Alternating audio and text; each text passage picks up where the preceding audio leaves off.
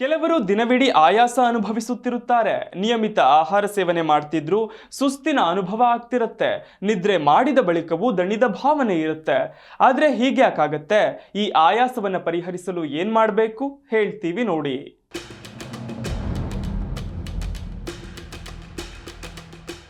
ದಿನವಿಡೀ ಕೆಲ ಮಂದಿ ಸುಸ್ತು, ಆಯಾಸ, ದಣಿವಿನ ಸಮಸ್ಯೆಯನ್ನ ಎದುರಿಸ್ತಾ ಇರ್ತಾರೆ. ಯಾವುದರ ಮೇಲೂ ಸರಿಯಾಗಿ ಗಮನ ಹರಿಸಲು ಮತ್ತು ಕೆಲಸ ಮಾಡಲು ಸಾಧ್ಯವಾಗುತ್ತಿಲ್ಲ ಎಂದು ದೂರುತ್ತಾರೆ. ಇಂತಹವರು ತಮ್ಮನ್ನು ತಾವು ಉತ್ಸಾಹದಿಂದ ಇರಿಸಿಕೊಳ್ಳಲು ತಮ್ಮ ಆಹಾರ ಕ್ರಮದ ಬಗ್ಗೆ ಗಮನ ಹರಿಸಬೇಕು.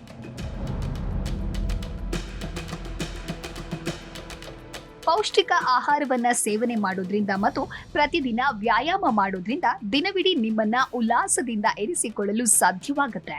ಇದರೊಂದಿಗೆ ನಾವೀಗ ಹೇಳಲಿರುವ ಈ 2 ಆಹಾರಗಳನ್ನ ನಿಮ್ಮ ದೈನಂದಿನ ಆಹಾರದಲ್ಲಿ ಸೇರಿಸಿಕೊಳ್ಳುವುದರಿಂದ ಹೆಚ್ಚುವರಿ ಪ್ರಯೋಜನಗಳನ್ನ ಪಡೆಯಬಹುದು.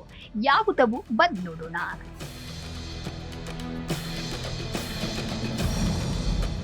ಮೊದಲಿಗೆ ಓಟ್ಸ್. ಹೌದು, ಓಟ್ಸ್ ದೇಹಕ್ಕೆ ಪ್ರಯೋಜನಕಾರಿಯಾದ ಕಾರ್ಬೋಹೈಡ್ರೇಟ್ಗಳಲ್ಲಿ ಸಮೃದ್ಧವಾಗಿದೆ.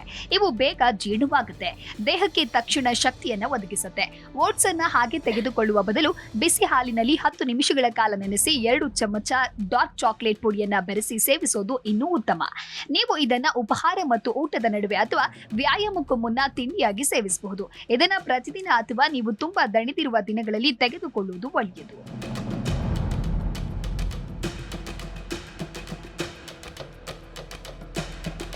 ಅದೇ ರೀತಿ ಎಳನೀರು ಅತ್ಯುತ್ತಮ ಎನರ್ಜಿ ಡ್ರಿಂಕ್ ಆಗಿದೆ. ಇದರಲ್ಲಿ ಇರುವ ಹೆಚ್ಚಿನ ನೈಸರ್ಗಿಕ ಎಲೆಕ್ಟ್ರೋಲೈಟ್ ಅಂಶವು ದೇಹದ ಜಲಸಂಚಯನವನ್ನ ಹೆಚ್ಚಿಸುತ್ತೆ ಮತ್ತು ನಿಮಗೆ ತಾಜಾತನವನ್ನ ನೀಡುತ್ತೆ.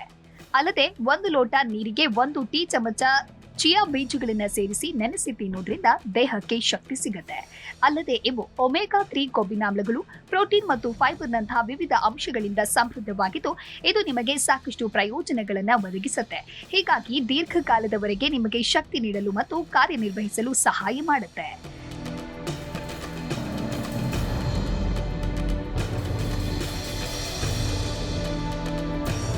ಸಾಕಷ್ಟು ನಿದ್ರೆ ಬರದಿರುವುದು ಆಯಾಸಕ್ಕೆ ಸಾಮಾನ್ಯ ಕಾರಣವಾಗಿದೆ ಅಂತ ತಜ್ಞರು ಎಚ್ಚರಿಸಿದ್ದಾರೆ. ಉತ್ತಮ ಆರೋಗ್ಯಕ್ಕೆ ದಿನಕ್ಕೆ 7 ರಿಂದ 8 ಗಂಟೆಗಳ ನಿದ್ರೆ ಅತ್ಯಗತ್ಯ.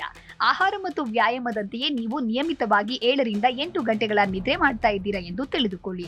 ಕಬ್ಬಿಣ, ವಿಟಮಿನ್ ಡಿ ಹಾಗೂ ವಿಟಮಿನ್ B12 ನಂತಹ ಕೆಲವು ಪೋಷಕಾಂಶಗಳ ಕೊರತೆ ಅಥವಾ ಇತರ ಆರೋಗ್ಯ ಸಮಸ್ಯೆಗಳಿಂದಲೂ ಆಯಾಸ ಉಂಟಾಗಬಹುದು. ಇದರ ಬಗ್ಗೆ ಗಮನ ಹರಿಸಿ. ಇಷ್ಟೆಲ್ಲ ಮಾಡಿದ ನಂತರವೂ ಆಯಾಸ ಕಡಿಮೆಯಾಗದಿದ್ರೆ ವೈದ್ಯರ ಸಲಹೆ ಪಡೆಯುವುದು ಮುಖ್ಯ.